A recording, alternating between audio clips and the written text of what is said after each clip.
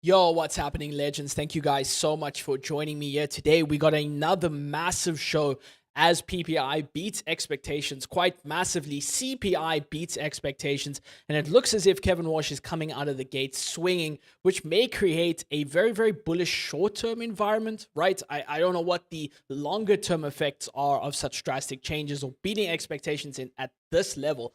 But definitely creating a lot of volatility in the market, a lot of relief, as you guys can see here from the bubbles.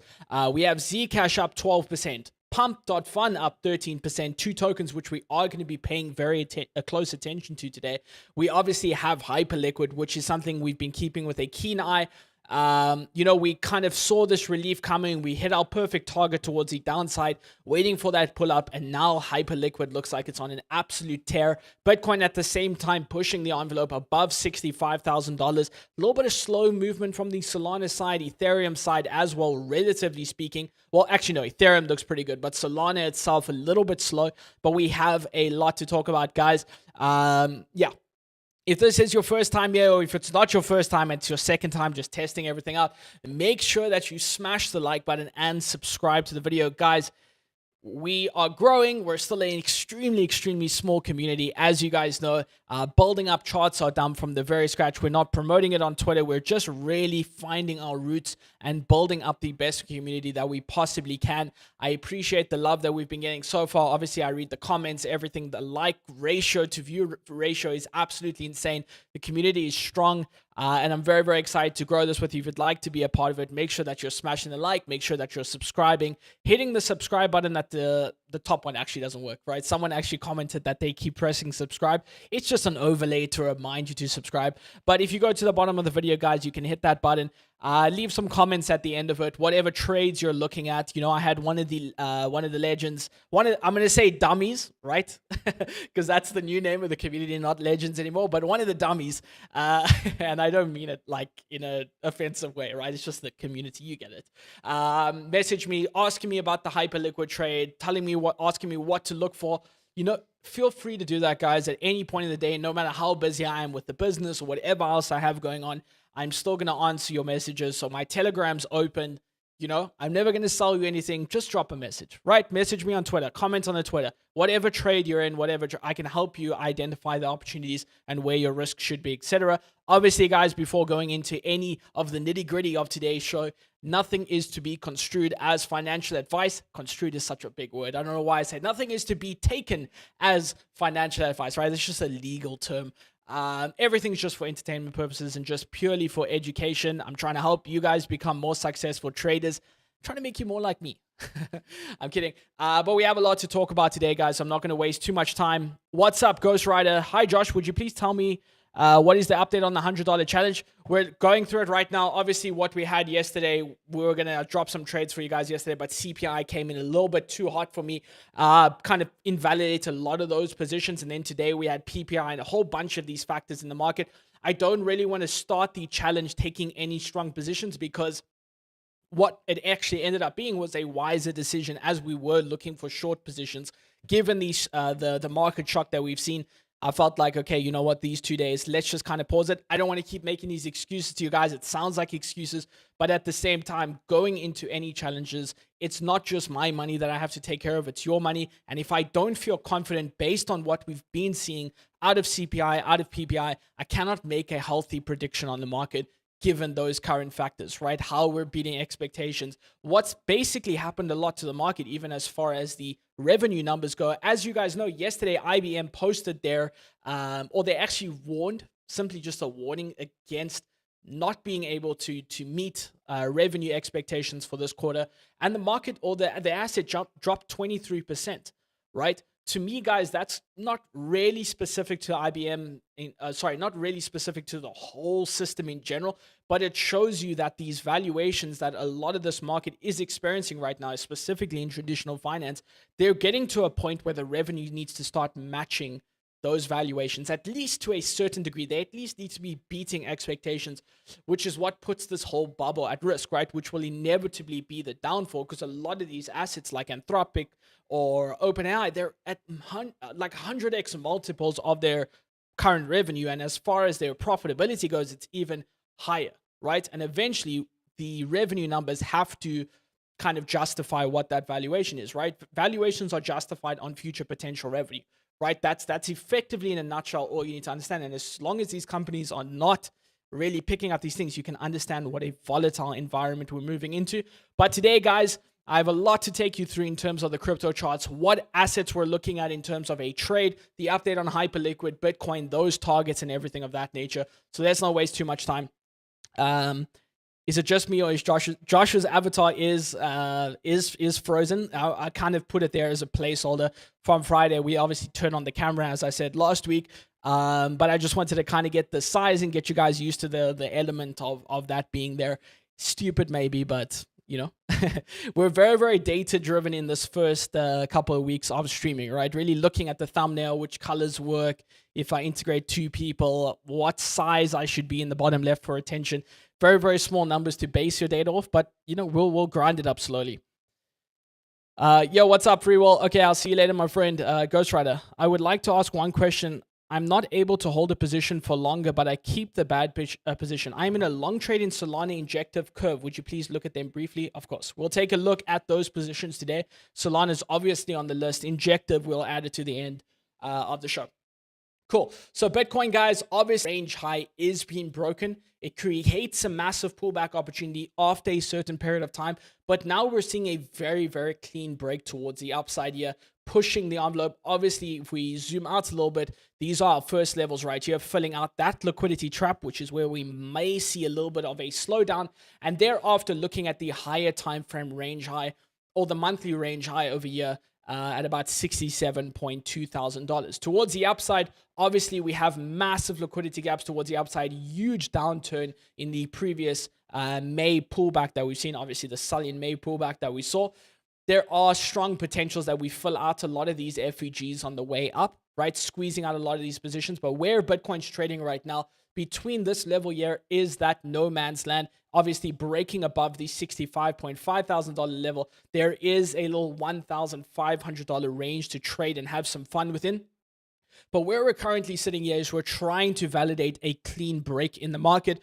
Obviously, from a retracement perspective, any short-term trades, given the current bullish momentum as far as it goes to the economic side of things with the PPI and CPI numbers beating expectations, like I said in the beginning of the show, I think Fed chair, the new Fed chair guy behind me in the thumbnail, don't ask what he's doing behind me, he's obviously coming out with a bit of a bang, right? He's got a point to prove, he's got to make some headlines, whatever the case is, keep Trump happy, and effectively they're beating expectations by a huge margin, right? And I think that creates a little bit of excitement for markets for a period of time. I don't know how sustainable that is, but while the music's playing, right? So that's effectively what we're looking at now. We know we have a pretty dovish perspective on that side. So we're evaluating that and we're already planning according to that, right? Macro conditions have always been a heavy weight on Bitcoin. We saw that in the last cycle as well. And now that things seem to be a little bit less brutal than we were maybe expecting, maybe that creates a little short-term relief in the market until something breaks or whatever the case may be, right? But now what we're looking at is obviously this push up into these regions here. I'd like to see a slight rejection here, fill out a little bit of this inefficiency in the market. By inefficiency, I mean this massive candle, this massive volumetric candle, if you will, that's been obviously formed on Bitcoin now. I don't know why this drawing tool's screwing around. Oh, sorry, I don't have... Yeah, so we're obviously looking at this little section over here to potentially get filled or partially filled before any sustainable move to the upside. As you guys know, with any of these volumetric, they leave a massive gap in price or liquidity in the market. And generally speaking, before these moves, it's called a fair value gap. We generally see an attempt to fill out this region here. My first target, of course, just looking at the previous range, between that 61.5 and that range high of about 64.8. We're looking at the volume profile. We've drawn that within the range and obviously established where that point of control is. So just a quick brush over, the point of control is the highest price traded volume, right? It's where all the liquidity steps in. All the volume steps in the market. It's a high point of traded volume. And that's effectively a solid perspective or a solid point to start identifying potential entry opportunities in the market. Yesterday, the trade I was going to give, but going into CPI, which became a little bit too sketchy for me, this would have obviously worked in this case scenario, but I'm going to show you guys a perfect trade example of this strategy. And that's effectively as clean as this. It would have obviously been a fantastic trade. But here we go. Obviously on the lower time frame here, we were in this point of year. That was our range high. We swept the high and came back in for the retracement for that next long position. What we basically do is we take out this level here. We draw the range between these two zones. I actually don't need to draw it so far. I'm just going to quickly adjust it. Give me 1 second. Okay, so what we do, just zooming into this point over here. That's our first range, okay? That's our resistance point on the lower time frame where we see that initial swing, right? The sweep of that liquidity. And effectively, all we need to do is we draw out the volume profile in this example right into that point, and we wait for the retest back into the volume profile, right? We need a very strong buy. We need to see a very convincing break of that structure towards the upside, which we clearly did see in this case scenario. And then at the same time, we want to tie in our volume to establish whether or not the sell pressure is growing. For those of you guys who don't know, volume can be used in this way, right? We use volume to establish if momentum is growing or decreasing towards a certain direction. If we see the market coming down, in this example for that retest, and we see that volume or sell volume specifically is increasing as the price is coming down, then we know it's a bit too aggressive to try and look for this retest, right? The sell pressure is increasing as the sell volume increases, right? Or as the price comes down, and that makes us a little bit more concerned as to just blindly ape into any position. In this example, though, we had slowing down sell pressure relative to what we saw there.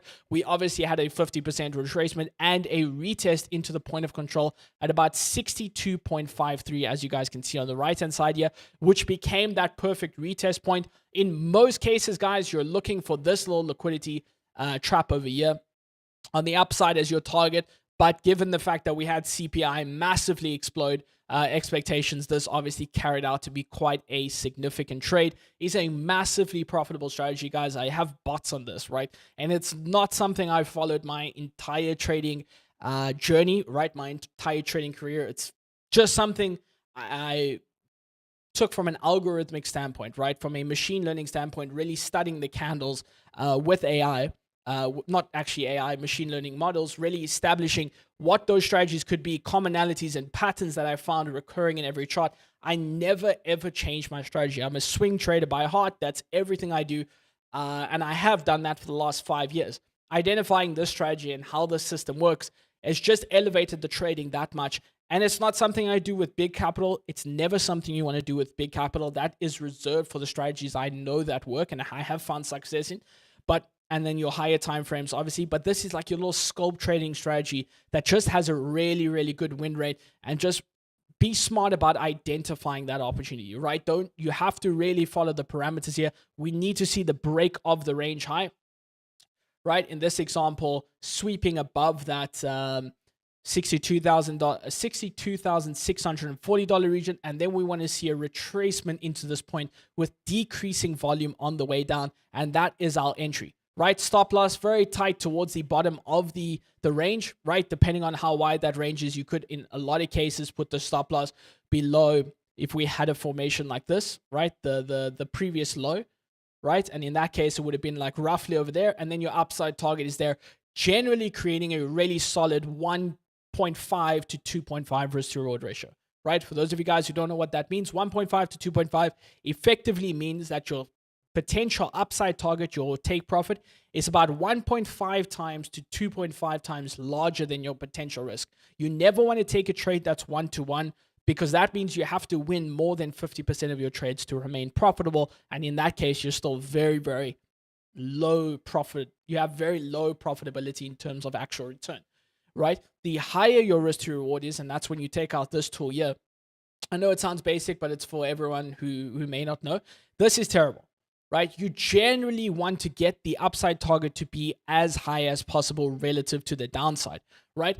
Now, this seems counterintuitive to my general recommendation where it comes to, or as it relates to focusing solely on your downside, but they tie in together. If I'm focused heavily on my downside and minimizing this risk, then I start to look at what my potential upside is. And if it passes a certain threshold of say 2, right, which is this level right here, and you can see that, 0.28 to 0.6 effectively. That's double 2-to-1 risk to reward. That's effectively what my minimum threshold is for taking a trade, right? And in this case scenario, from a 2-to-1 perspective, I believe you have to only win like 40% of your trades to remain profitable, or 35. And the higher you can make this risk to reward, the more success you'll find, right? Your game as a trader is to last long, right? Your game as a trader is as a trader is capital preservation in its purest form. I need to make sure I live to fight another day. I need to make sure that I have capital to come back tomorrow and take another trade if something goes wrong today, right? And as long as I'm following these very, very basic general rules, I have a much higher statistical chance of finding any success, right? As you guys know, from a trader's perspective, and really the whole mission behind this community as it stands is surrounded by the idea that statistically we're very, very unlikely to be profitable, right? If I was simply just a short-term trader, I would not make a lot of money from trading. It probably would have inevitably ended up losing more money than I did make money, right? Short-term scalp traders as a sole income stream is never, ever the solution. You will always lose more times than you win. And statistically speaking, over 10 years, next to nobody, or 5 years, next to nobody remains profitable for that period of time. You always end up losing money, right? I've never met a solely short-term trader that is successful, right? And anybody that tells you that there is absolute bullshit, right? So these little rules is what helps you protect that downside in these short-term trading strategies. And effectively, you want to use a lot of that capital to reinvest into other markets or whatever, right? You're never going to become this hyper-successful millionaire by just trading on a 1 minute, 15-minute time frame, right? Dummies don't care about stats. Effectively, we know that the statistics are against us, but we trade anyway and we have fun anyway. It's just why I go over these rules with a fine-tooth comb and make sure that every show we kind of address the elephant in the room, right? The elephant of that statistic that no one remains successful, and just in general teaching you guys about these rules for your risk. Always above 2-to-1. If you're struggling with trading and you're not winning as many trades as you should, make sure that your risk to reward is perfect so that every win that you do make buys you a couple losses. That's one way of putting it. Cool. So Bitcoin right now, obviously what I was first looking at was this, if we tied in an RSI here, which I don't actually have on this platform, we had a little bit of a 3-touch bearish divergence playing out. We still have something there. There is a diagonal resistance point. Also now, obviously, as I mentioned, coming into this liquidity level at about $65,000. I think that we could see a local top here, and then I'd be looking for these targets of about $63,500 before any continuation towards the upside. I think the markets, from an economic standpoint, is pricing in a little bit more of a dovish situation, maybe some more rate cuts around the corner. So we'll see how that plays out. But effectively, that's that strategy going forward. I am primarily looking for more upside targets outside of hype, right? Which is currently the big thing that most people have been querying me about. Obviously, guys, the first initial reaction when we're looking at, we obviously broke the structure of a year on the 13th of July, and that level being the range low at about $66.2. Now what we're seeing is that recovery, right? Initially, we were looking for this retracement to about 67.5, but we've since blown right past that. And obviously, with the support of the surprising PPI numbers, the market has continued to shoot up towards these higher range high points of a year. For me right now, very simple. I'm looking for the reaction at this point here. There's another major strategy that ties in here, and that's the liquidity sweep followed by an IFG, right, which is just your fair value gap towards the downside that happens on any structural break. We tie it into the higher time frame here. This year is what I discussed as the inefficiency candle, right? This is a big level for hyperliquid on the mid time frame of about $66. It's the consolidation point, the previous level of support that we have rejected twice. Now we're reclaiming that level with a massive volumetric candle, which creates an inefficiency in price. That is a liquidity gap. All I'm looking to do here on hyperliquid, as we're coming into the range high over here at about $69, which is significantly higher than I actually had thought we would go. Luckily, the trade wasn't executed because we didn't get that signal over there. Effectively, I'm looking for the reaction at this point because that's going to speak volumes to me, right? Higher time frame, what we're looking at here and why it's so important to not forget the overall idea is that we have had a shift in structure. Right, we had this liquidity trend right there that has been broken, and now we're testing it, right? It's better to actually look at this on the 1 day because that's more valid. But now we're coming back in to test this region here as a regular break of trend, bearish retest. Okay. That's what we're looking at there. Right now, we're seeing a lot of volume behind the trade, but we're not getting carried away too much. We have a resistance where we're currently trading. I'd like to see the reaction at this point for a lower time frame indication as to whether or not we're going to reclaim that level. We have our point of control. If we scale this out a little bit towards the new data, it still really remains similar at that 67.250 zone right there. That is our tension area right there. I think that effectively, looking at this, which has obviously now formed a bit of an order block, as you guys can see, an order block is just a consolidation point like that in price. That's your order block. In this case, you have order blocks across this region as well, which you could definitely grab liquidity from. I think that that acts as a magnet for this price. We'll likely see something like this, continuation towards the downside, and then we're looking for a squeeze as low as we can towards this region. We build our position from here, looking for that bullish upside, assuming it holds, and we look to catch some stink bids towards the range low at about $66, right? So we're trying to fill the position at about 66.5 and then look to have what's known as a bullish reclaim, right? We're looking at this as a V-shaped recovery, which is very, very aggressive.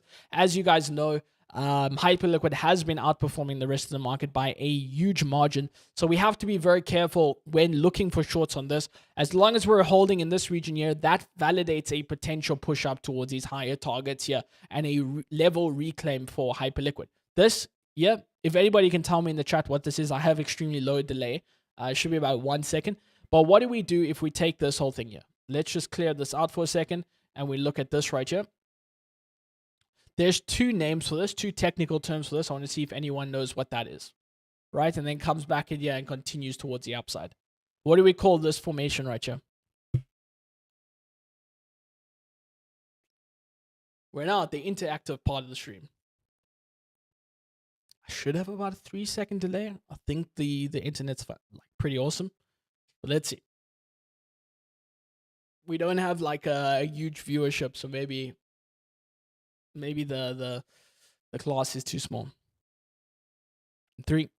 There we go. Maritza got it. Cool. So it's called a deviation play, right? A deviation is also known as a swing failure. It's where the bears reclaim momentum with a sweep of that resistance as price breaks, support. As price breaks the support level, then effectively, to keep it in simple terms, bears retain or grasp or whatever the word is, the advantage, right? They gain the more momentum to drive the price to lower.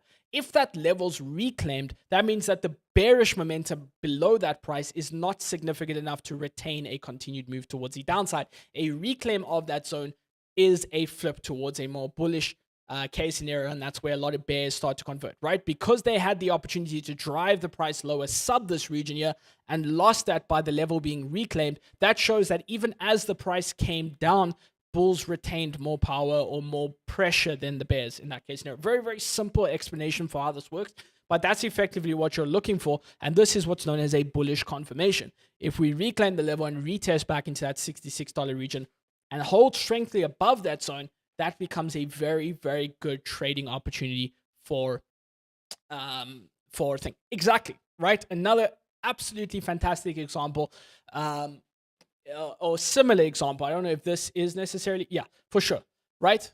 A perfect example. Well done, Maritza. I'm actually very surprised. I didn't even pick that up. It is a PO3 price action strategy as well. Okay, PO3, for those of you guys who don't know, is where the market breaks into 3 different structures. Your AMD structure, whatever you want to refer to it as, it's your accumulation, your manipulation, and your distribution. Okay? This is your accumulation, your first box right there. Then you come down and you have your manipulation phase, which is the squeeze below that, right? Generally speaking, why this ties into more of a higher time frame PO3 to me is because we obviously grab the liquidity at the lows right here, right? The previous low is your target, generally speaking, when it comes to this PO3 price action. And we obviously grab that liquidity there and now are finding strength back above that zone. Brilliantly spotted, right? Because I wouldn't have actually spoken about this today if you didn't call it out. And effectively, you then move into that third phase, which is known as the distribution phase. Okay, redistribution phase, whatever tickles your fancy. Redistribution if you're nasty. But that's effectively what you're looking at right there, right? A perfect PO3 structure. Perfect liquidity sweep at the lows here. Manipulation phase conquered successfully. Yeah, well done. Right? I should tweet about this because it's actually a textbook example of PO3. For me, generally on a PO3 structure, which doesn't necessarily change the strategy too much, but it's worth keeping an eye on. This is where you want to enter a small portion of your capital. Then coming back into this region is where you put the rest of your capital in. Very, very oftentimes in a PO3 structure, because it's so bullish, we could easily have a faster continuation towards the upside here. So we're looking for the rejection here at the range high and then potentially seep down a little bit lower. This is not necessarily the range high, but we'll keep it there as a resistance point. Then look for that entry and then continuation towards the upside. Absolutely spotted. Well spotted. The only difference is, obviously, in this case scenarios, we're trading below that major trend line. I'm not a big trend trader, but when there is a shift and a new low created, we have to be very, very careful when we can clearly see momentum shifting towards the downside on that front. That's the plan on hyperliquid. Cool. Solana, a little bit of a slower mover, of course. Solana has been treading water a little bit since the weekly closed again, sub $80. Obviously, that being the critical level of Solana. It's just in a no man's land period right now, right? For Solana, you're edging more towards a bearish point of view. You do not want to be going too heavy long into that $80 region there. That's a big level of resistance for me.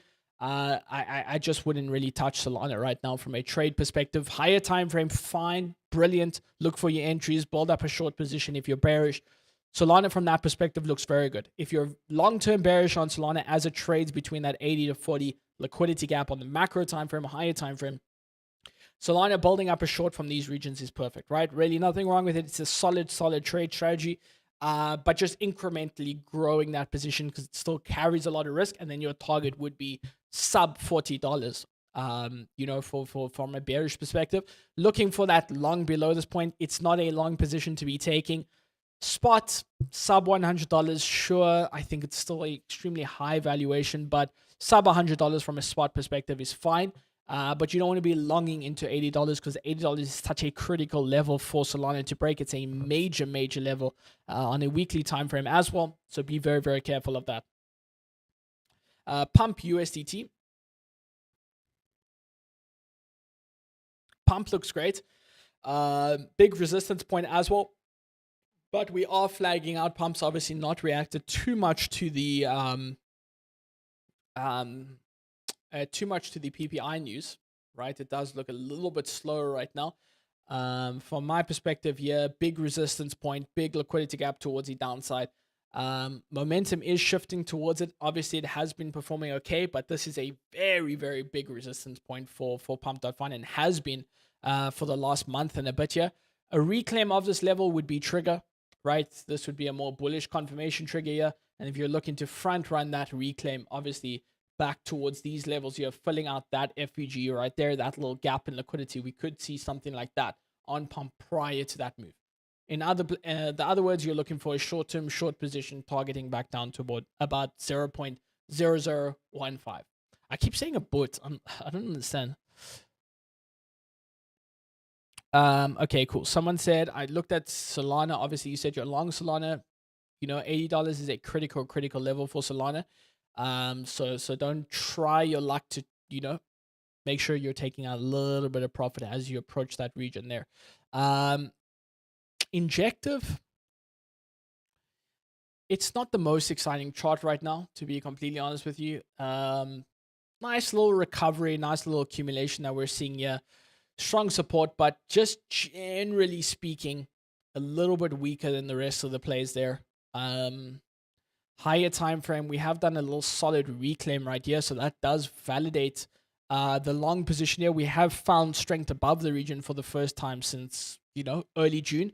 That kind of validates something. Obviously, more recently we've been seeing these little swing failures right there on Ejective. So I do like this. I do like the retest back down into the zone, which has seemed to catch a little bit of momentum. Let me tie in our volume indicator here and see what's happening. Yeah, you'll get a good example of volume. So growing volume on the lower time frame, the 4-hour time frame, we did see quite a huge spike as well going on the initial break. I think that Injective does have that potential to drive the price up a little bit further. I think 5.4 being target number one potentially, and then obviously more optimistic targets for injective would be a little bit higher towards this region here. So I'm not mad at that position to Ghost Rider, who asked me a little bit earlier to evaluate it. I think that's okay. Another hype question on the 2-hour volume is declining. How would this change the analysis? Great question. Let's look at it.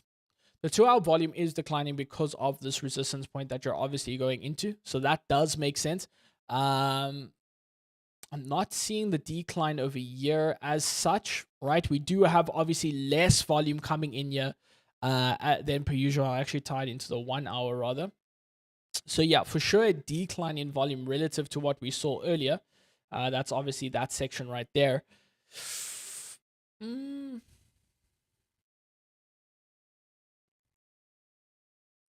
Higher time frame as well. We're seeing a decline, obviously, as far as this goes right here in the general recovery of the asset.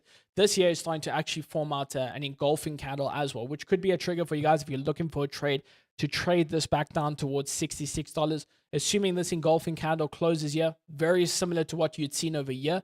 Engulfing candles, generally speaking, very bearish, especially coming at resistance point as such. This formation right here, obviously 10 minutes to close on the hourly, could easily drive that price towards those lower targets there. Given also tying in towards the PO3 structure, looking for that downside target about 66, and at the same time looking at that decrease in volume. It's a little bit spiky on this side for my taste, right? A little bit less structured slowdown in momentum, but either way, yeah, we're obviously seeing our first major volumetric candle here from the sell pressure perspective. Looks okay. It looks okay. Right? I think that these downside targets at least back into 66. 66.5, 66 does make sense on hyperliquid in the short term, and they will be evaluating that for a midterm trading strategy. That will not be part of the $100 challenge. Obviously, I'm here looking at it from a 1 hour perspective. $100 challenge is reserved for your lower time frames here, right? We don't want to be holding trades for 10 hours, 12 hours, and then longer term holding them for weeks or days, whatever the case may be, towards that upside. This is a main account trade, right? So yeah, be very careful of that. Understand that you're not looking to catch the short move, which means you don't need the perfect entry. You just need to be very, very patient. As you guys can see, anytime this red candle shows itself, it generally follows a lot of sell pressure here, right? Yeah, we didn't get as much sell pressure over a long enough period of time. Obviously, didn't sweep too much higher than that candle. It did technically mark a top on a certain time frame. This inevitably went down 2.5. This case over here, 8% pullback over here on hyperliquid. Another red engulfing candle, 5.5% over here. The other one, from that perspective, 6%. In this case scenario, down 4.5%. Let's see if we have more to the top here. Nothing there. Over here, a little short-term 2.5% pullback in that case. I'm just trying to show you guys as many examples as I can. Here's another example, down 5%. More often than not, when we see these engulfing candles, they do represent very, very bearish momentum. This case, 5.5%. This case, 8%. As you guys can see, engulfing candles are one of the most sound candle structures in the market that really do represent, a structural shift in the market and a pressure in the market. Effectively, what you're looking at, as you can see, a lot of them were highlighted previously, but you don't need that to understand how they work. And effectively, what we're looking at here, just cleaning up this a little bit, is we see the candle structure, right? This is the previous candle right here. Okay, let me just do this. That's your previous candle right there. That's effectively your open price at the bottom side here, your close price at the top, your high, which is at about $69, and then we see the preceding candle, right? Very, very important is that it happens at the top of a high, often extended move towards the upside or downside, and we effectively watch whether or not the next candle, which is obviously the sell pressure candle here, sweeps the high, which creates a new high, and then closes below the open of the previous candle. So as long as it closes below this price right here, we do have an engulfing candle. The general strategy, and there are people that follow engulfing candles as their main strategy. As you can see, it does have a massive win rate. It's just very important to understand risk to reward in terms of that. Effectively, you'd be looking at the next candle and then driving the price towards the downside here. Engulfing candles are massive, guys. Very, very important strategy to understand. There's your example there. We swept the high. We created a new high, as you guys can see if we zoom in a little bit here. We just turn off auto mode. Zoom in a little bit here. We sweep the high right there and close below the open of the previous candle at the high of a move, and that creates that bearish momentum towards the downside. Very similar case scenario. We sweep the high, we wick above, and close below that open. Okay? Cool. Guys, thank you so much for joining me here today. Obviously, guys, keep an eye on the Twitter. Charts are down. Make sure you subscribe and like the video at the end of the stream. Much love to you guys. Stay safe, trade safe, and I'll catch you guys all on the next one. Much love, guys.